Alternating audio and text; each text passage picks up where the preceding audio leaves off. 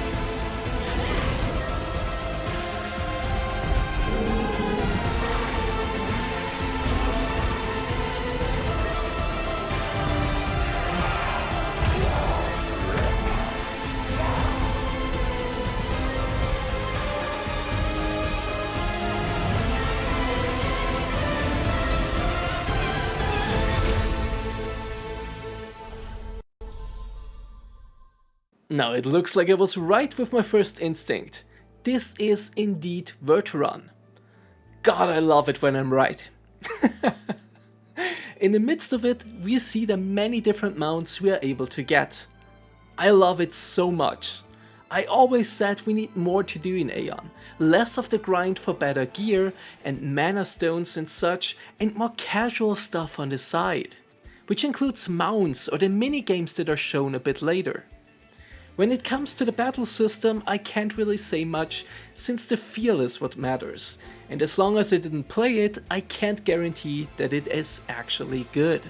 But I can say that it looks promising, and the new danger indicators are also something that we desperately needed in the first game. Now, what do you think about this trailer?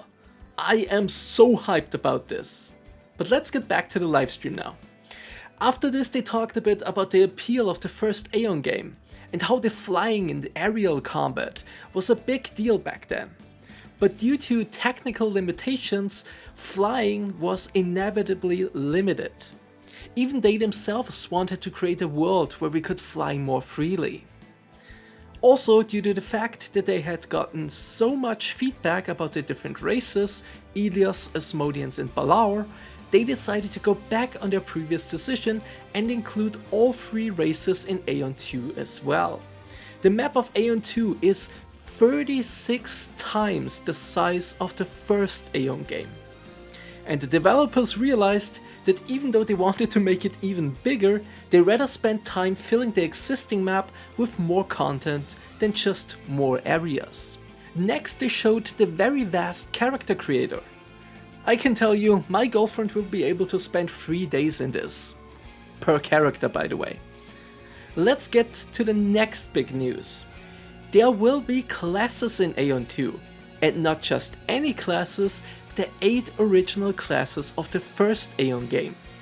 As previously announced, there will be a big focus on PvE content with dungeons and more. Similar to other games, there will be now a better indicator for enemy skills that you can dodge. The days of face tanking like in the first Aion game are over now, and that is very good. Now on to the next surprise. This is a short clip of a character that you should know. Will you recognize her?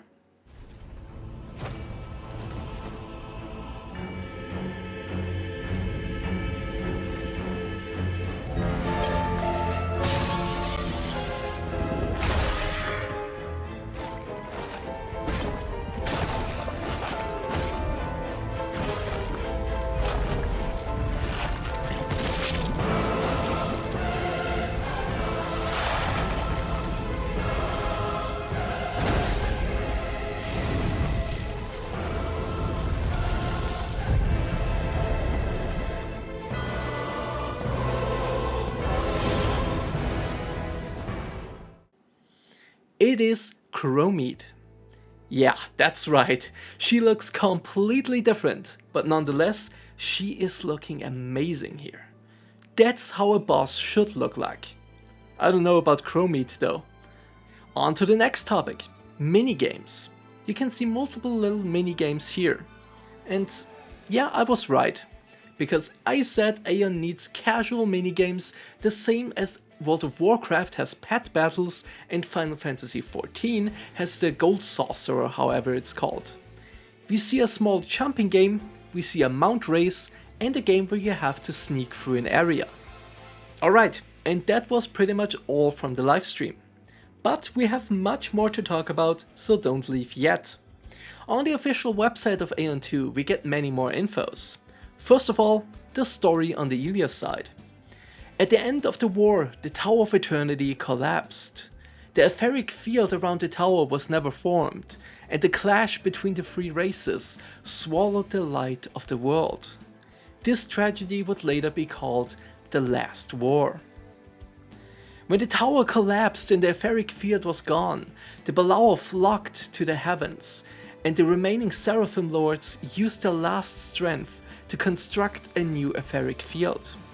This curtain of light that rose between Elton and Hyrule divided the world. This etheric field was built with painful sacrifices. Seal, the guardian of the tower, disappeared, and the 5 remaining Seraphim Lords poured all of their strength into completing the barrier. The 2 Balaur, Ishtar and Fafnir, devoured Pueda with fire and shadow. They were unstoppable. Countless lives were lost beyond the barrier. Beyond the etheric field, the Devas awakening was no longer a blessing. Under Ishtar's command, Devas were hunted and drained to fuel something. Those that were used in experiments were eventually resurrected as mutants and turned their swords against their own kind. The blessing of Devas had become a curse.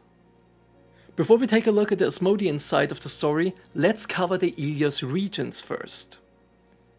Legion Base of Dawn. This is in Verteron, in a deep valley near the Cantus coast, if you remember it from the first game. The second one is Cantus Valley. It says that the Devas used to farm odium here. The third area is Aion River Swamp. If you remember, the Aion River was right beside the Verteron Citadel in the first Aion game.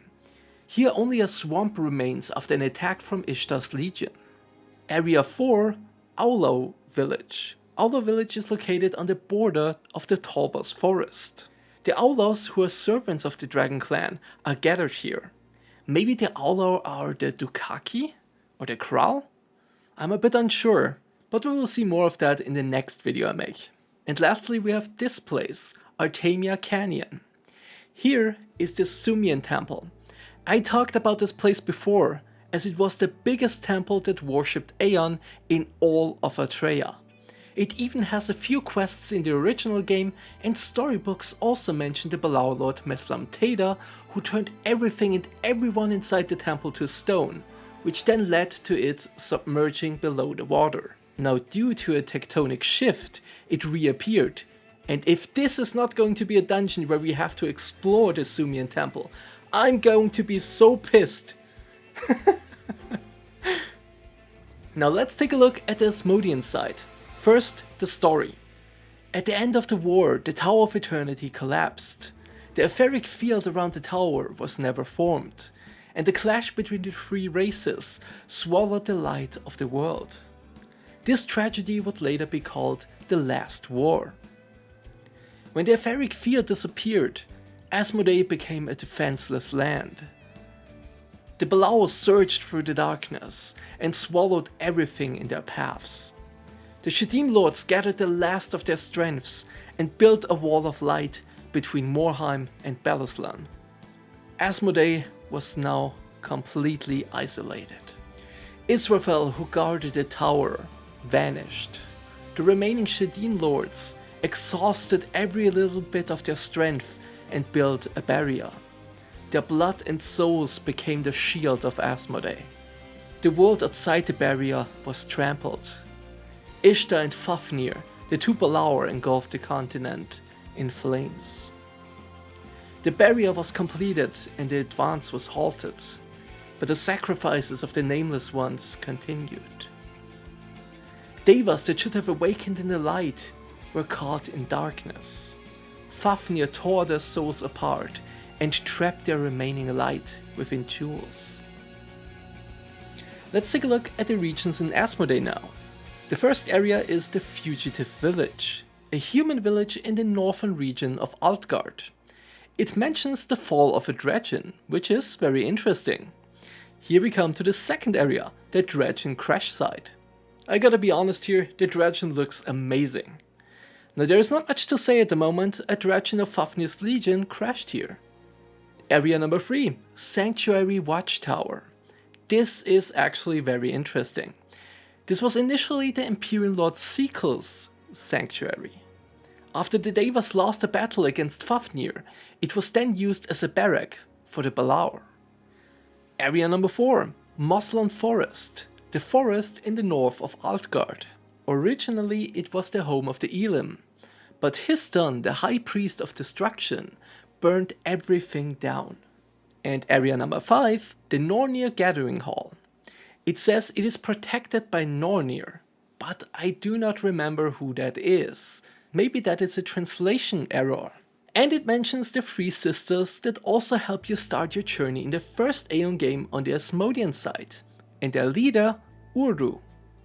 Now before we move on, let's talk a bit about the new bad guys in town, Ishtar and Fafnir. Fafnir is from a Germanic folklore, and I don't see the connection of him yet. However, Ishtar is an ancient Mesopotamian goddess of war, love and fertility. Now that alone doesn't tell us much, but now comes the interesting part. Ishtar also has another name, Inanna. Sounds familiar? It should. In the retail version of Aion, we meet Inanna and try to prevent her from becoming a future Dragon Lord. Well, it seems like we failed. If you're interested in the lore of the first Aion game, where Inanna is mentioned, I will link a video in the description. Let's not go much deeper into that for today, and let's take a look at the different classes and their appearance. I gotta say, the male characters all look a bit off, I would say. But I do like the staff of the Chanter, and I think even though the Archer classes are so much fun in these types of games, I will probably return to my Chanter in Aion2. What class do you want to play? Let me know in the comments. I will leave it here for today, and as I said before, I will dive deeper into the story and everything we have seen in the trailer, and I will make another video in the next few days, where I will show you everything I have learned about hyper-analyzing Aion2 there. If you want to discuss and speculate with us, feel free to join our Discord server in the description. I would love to hear your opinions on what we have seen today. Have a wonderful day, and see you in a few days. Bye!